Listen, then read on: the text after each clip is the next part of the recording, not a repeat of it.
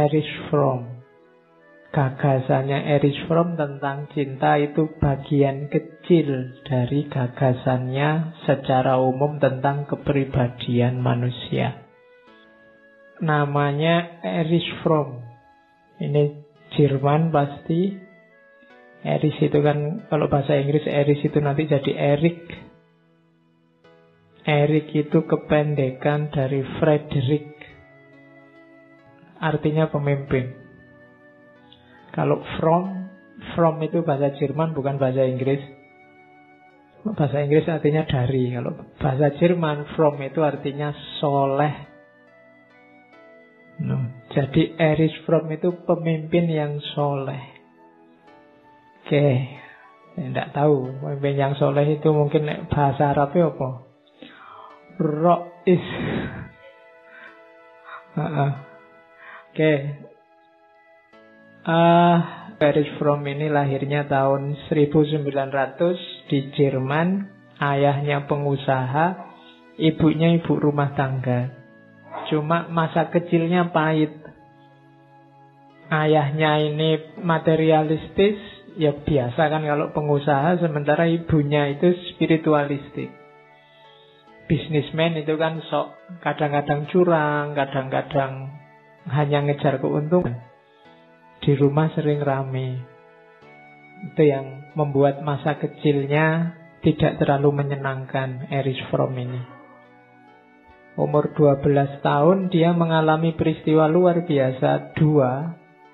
Yang pertama peristiwa di keluarganya. Jadi ada salah seorang familinya, seorang wanita muda, cantik, pinter, tapi bunuh diri.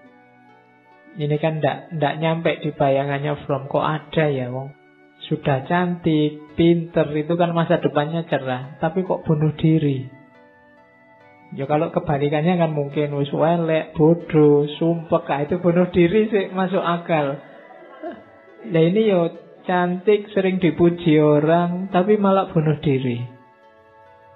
Ya mungkin kadang-kadang orang itu kalau hidupnya enak terus itu kan jadinya ndak tangguh kalau ada masalah. Kayak Daniel Goleman waktu merumuskan teori yang sangat terkenal, emotional quotient. Emotional quotient itu dirumuskan Goleman setelah dia melihat ada seorang mahasiswa yang pinternya luar biasa, nilainya A terus. Satu ketika dia dapat mata kuliah yang amin, oleh dosennya dikasih amin. Dan dia tidak terima. Karena dia merasa pintar harusnya juga A. Karena dia tidak terima, terus dia pulang ke rumah. Itu dia dapat masih A, cuma ada minnya. Kenapa selama ini dia dapat A terus? Mentalnya tidak terlatih. Jadi berbahagialah kamu yang banyak E-nya, banyak D-nya. Mentalmu terlatih, tidak kaget. Ini A terus dapat nilai jatuh kan stres dia. Kalau kamu santai aja. Oke. Ini menggoncangkan bagi Erich Fromm. Yang kedua, dia melihat fenomena Perang Dunia Kedua. Perang Dunia Kedua terjadi 1914 sampai 1918. Berarti Erich Fromm sekitar usia 14 tuh. Menjelang perang sekitar dia umur 12 itu dia merasakan hawanya sangat nggak enak. Orang isinya hanya kebencian demi kebencian. Itu bagi Fromm sangat mengganggu. Jadi saya tidak tahu mirip kayak sekarang apa enggak ya. Tapi zaman itu menjelang pecahnya perang ketika dia umur 14, tahun 1914 itu dia merasa kehidupan di negaranya tidak enak. Dan ini sehingga dia tertarik untuk meneliti tentang kepribadian manusia. Baik yang sifatnya kodrati maupun yang sifatnya bersumber dari dunia sosial. Makanya nanti Erich Fromm ini dikenal menggabungkan dan sekaligus melampaui dua teori besar tentang kepribadian manusia. Yang pertama dari Freud, yang kedua dari Karl Marx.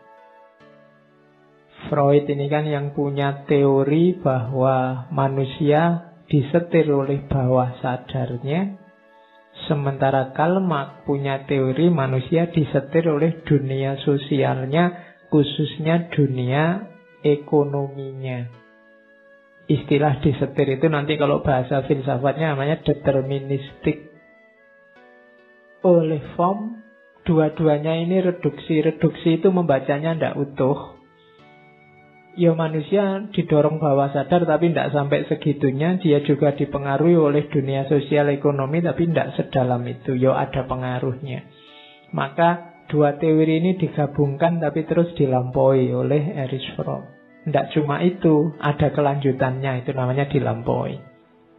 Dari situlah nanti lahir teori-teorinya tentang kepribadian, yaitu karirnya. Dia alumnus Universitas Heidelberg, belajar psikologi, filsafat, dan politik. Nanti dia menjelajahi karya-karyanya Spencer, Karl Marx, Weber, Darwin, Freud. Dijelajahi semua. Kemudian khusus mengikuti pendidikan psikoanalisis dan buka praktek. Itu setelah dia dokter. Tapi kemudian dia mengkritik Freud karena dalam beberapa hal kayak tadi ya, dia tidak cocok sama Freud. Karena dia melihat bahwa ya tidak cuma bawah sadar, dunia sosial ekonomi juga berpengaruh terhadap pikiran manusia. Maka dia melakukan modifikasi. Terus tahun 34 pindah ke Amerika. Cuma dia tidak terlalu disukai oleh kelompok psikolog yang psikoanalisis ortodok. Tapi dia tetap jalan dengan teorinya. Nanti bukunya yang sangat terkenal adalah Escape from Freedom, lari dari kebebasan. Sudah diterjemah lama, zaman saya mahasiswa buku itu juga sudah diterjemah. Silahkan dicari. Karena terjemahannya sudah ada. Kalau yang suka e-booknya malah gratis, silahkan kamu download. Sopo ngerti mau bikin tesis. Jangan dikira ini filsafat kebebasan, Escape from Freedom itu awalnya memang basisnya kebebasan, tapi arahnya untuk pembentukan kepribadian. Erich Fromm sampai usia 80 dan meninggal karena serangan jantung yang keempat. Berarti dia harus butuh menyerang 4 kali baru bisa menaklukkan Erich Fromm. Orang pinter ya, matinya susah. Sampai diserang 4 kali oleh jantungnya. Ya berusia sampai lanjut dan bermanfaat.